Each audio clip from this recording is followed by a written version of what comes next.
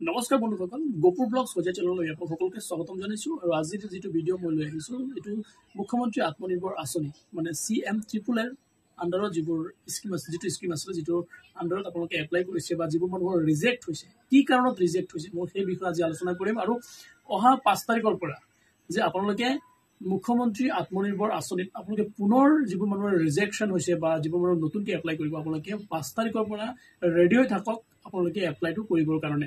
সকলোকে জনাব বিচাৰিছো, যিহেতু মই যিবোৰ মানুহে DTP মানে জেৰক্স শ্বপৰ দোকান আছে বা DTP শ্বপ আছে, আপোনালোকৰ কাৰণে মই এটা প্ৰজেক্ট মই যিটো প্ৰজেক্টৰ বনাই মই পইচাটো পালো 75,000 মই অলৰেডি পাই গলো। গতিকে আপোনালোকে DTP জেৰক্স শ্বপৰ কাৰণে কেনেকৈ ধৰণৰ প্ৰজেক্টটো বনাব, মই লিংক আপোনালোকে কমেণ্টছ কৰিব, মই নিশ্চয় আপোনালোকক লিংকটো মই পঠাই দিম।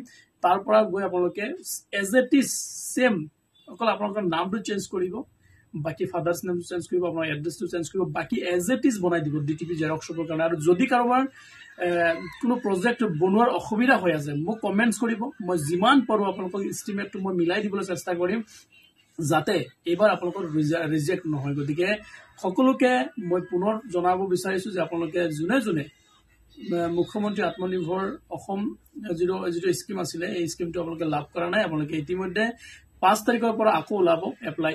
গতিকে আপোনালোকে সকলোৱে মোৰ এই পেজত কেনেকৈ এপ্লাই কৰিব, কেনেকৈ পুৰা ফুল ডিটেইলছটো মই আপোনালোকক দি দিম।